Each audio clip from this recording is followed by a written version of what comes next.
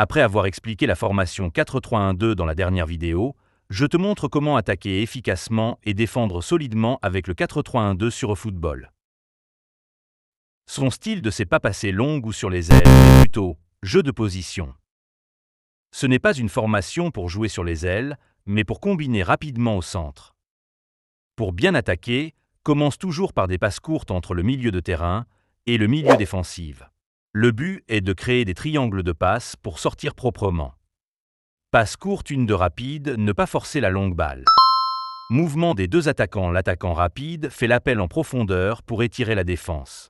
Pendant ce temps, le finisseur se place dans la surface pour recevoir la dernière passe. Les 1-2 entre le offensive et les attaquants sont très efficaces.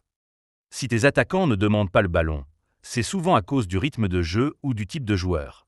Utilise un attaquant rapide, joue plus vite et fais des 1-2 pour déclencher les appels. Mauvais type d'attaquant. Si tu joues avec 2 finisseurs ou 2 joueurs, lents, il reste statique, pas d'appel en profondeur. Solution, très important. Utilise un attaquant rapide, il faut au moins un attaquant rapide, appel, un finisseur, but. Exemple, rapide, Mbappé Osimhen. Finisseur, Haaland Benzema.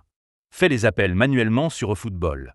Fais une passe en profondeur, 1-2, ou déclenche un appel avec contrôle, ça force ton attaquant à courir. Dès que tu récupères, passe rapidement vers le MOC, puis vers l'attaquant, ne garde pas trop la balle, regarde le mouvement avant la passe. Toujours, lever la tête, attendre le début de l'appel, puis passer, pas après. Utilise bien le offensive. Le offensive doit toucher rapidement le ballon, faire la passe directe. Le MO active les attaquants. Partie 2.